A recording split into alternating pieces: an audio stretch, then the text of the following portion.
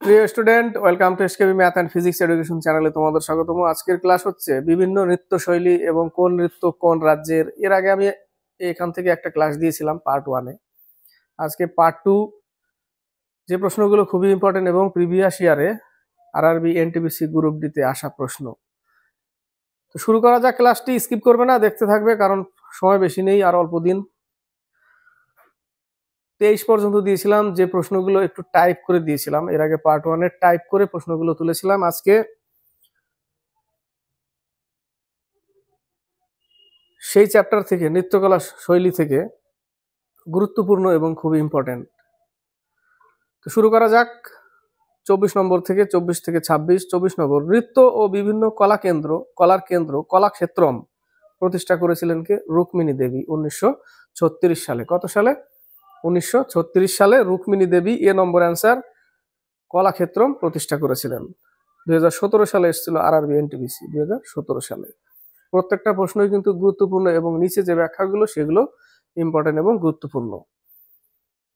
25 নম্বর, নিচের কোন লোকনৃত্যটি হিমাচল প্রদেশের? এর আগে বলেছিলাম নাটি, দেওনাটি, এগুলো সব হিমাচল প্রদেশের। ডি নম্বর অ্যান্সার, নাটি। তারপরে একটু ব্যাখ্যাতে বলেছে, দেখো, নাটি একটি জনপ্রিয় লোকনৃত্য হিমাচল প্রদেশের, বাকিগুলি লেজিম। এ নম্বরে যেটা, সেটা মহারাষ্ট্রের। গিদ্দা সেটা পাঞ্জাবের। ভাংড়া এগুলো পাঞ্জাবের। বৈশাখী উৎসব সেটাও পাঞ্জাবের। বাগুরুম্বা ব্যাখ্যাতে দেওয়া আছে, দেখো, বাগুরুম্বা আসামের। 26 নম্বর, চারু সিজা মাথুর নামটি কোন নৃত্যের সাথে যুক্ত? মণিপুরী। 26-এর ডি নম্বর, মণিপুরীর সাথে যুক্ত। 27 থেকে 29। 27 নম্বর, ওয়ারাঙ্গলা কোন রাজ্যের জনপ্রিয় লোকনৃত্য? ওয়ারাঙ্গলা আরআরবি এনটিপিসি 2017 সালে আসা। ওয়ারাঙ্গলা হচ্ছে ডি নম্বর, মেঘালয়ের। কোথাকার? মেঘালয়ের। ব্যাখ্যাতে বলেছে, দেখো, মেঘালয় রাজ্যের কয়েকটি লোকনৃত্য কা সাদ সুক মাইনসিম নংক্রেম লাহো, মেঘালয়ের।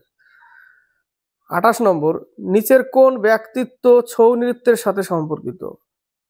কোন ব্যক্তি ছৌ নৃত্যের সাথে যুক্ত? সেটা হচ্ছে গোপাল প্রসাদ দুবে। ডি নম্বর অ্যান্সার, গোপাল প্রসাদ দুবে।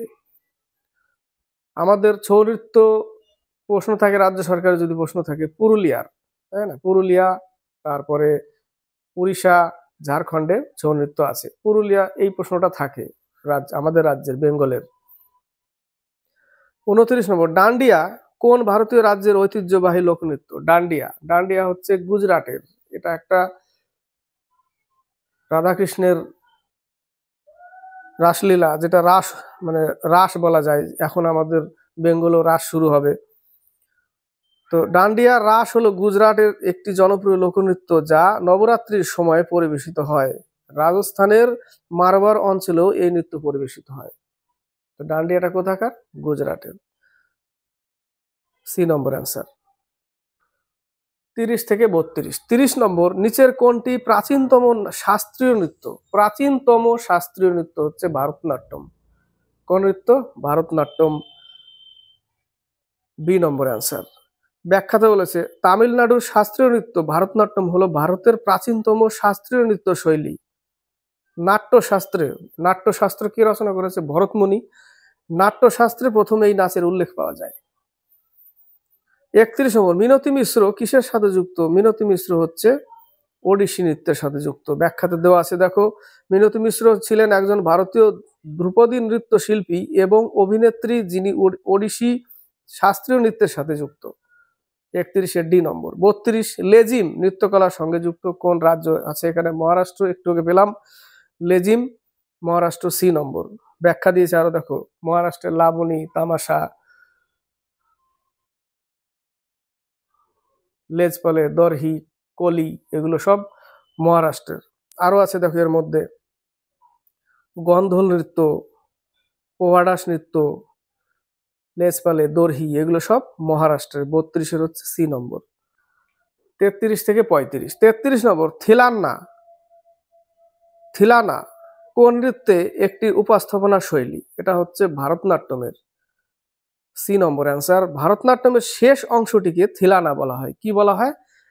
থিলানা বলা হয়। ভারতনাট্যম সাধারণত 6টি ভাগে বিভক্ত। কোথাকার ভারতনাট্যম? তামিলনাড়ুর সব থেকে প্রাচীন শাস্ত্রীয় নৃত্য।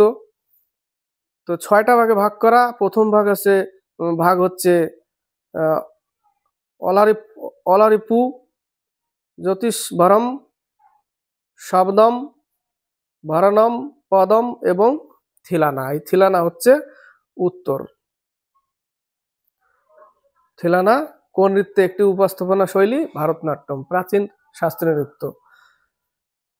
34 নম্বর, একটি ভারতীয় শাস্ত্রীয় নৃত্যের নাম বলো যা ভগবান ব্রহ্মা একজন বিখ্যাত ঋষি ভরতের কাছে প্রকাশ করেছিলেন, যিনি তখন নাট্যশাস্ত্র নামক একটি সংস্কৃত পাঠে এই পবিত্র নৃত্যটিকে সংযুক্ত করেছিলেন।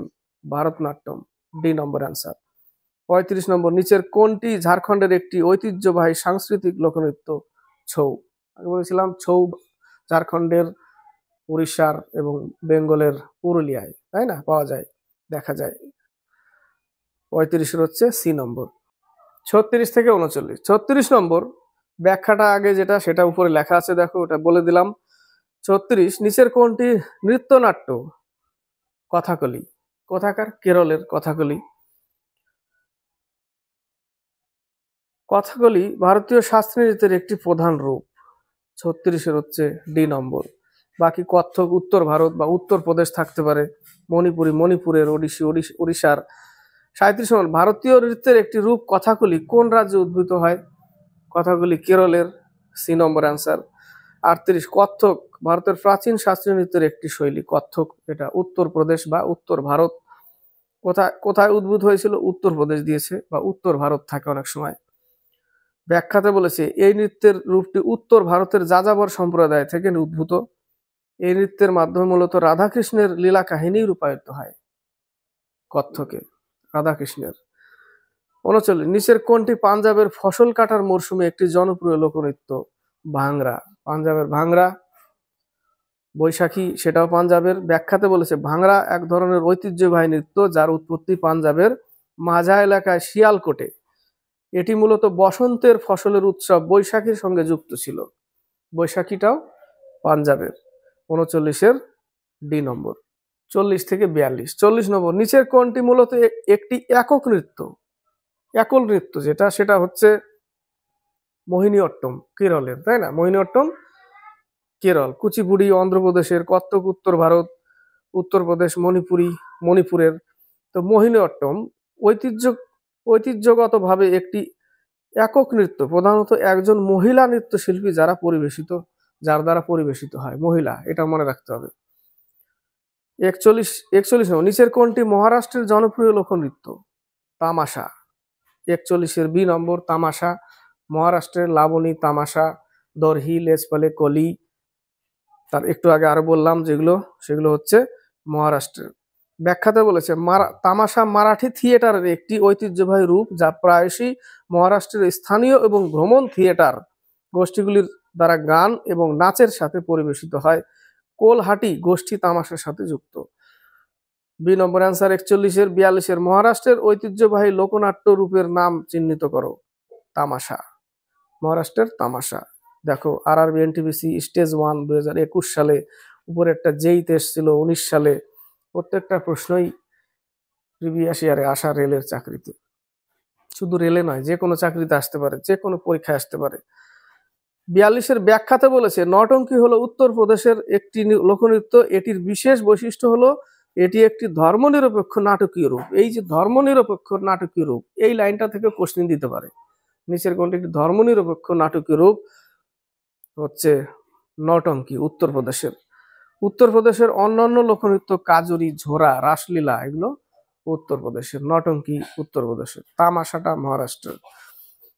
তো এই পর্যন্তই থাক পার্ট 2, এরপরে আরো দিতে থাকবো। ক্লাসটি ভালো লাগলে লাইক শেয়ার কমেন্ট অবশ্যই করবে। আর নতুন কেউ যদি দেখে, তারও যদি ভালো লাগে লাইক শেয়ার কমেন্ট এবং শেয়ার করবে বেশি বেশি করে, আর সাবস্ক্রাইব করে চ্যানেলটিকে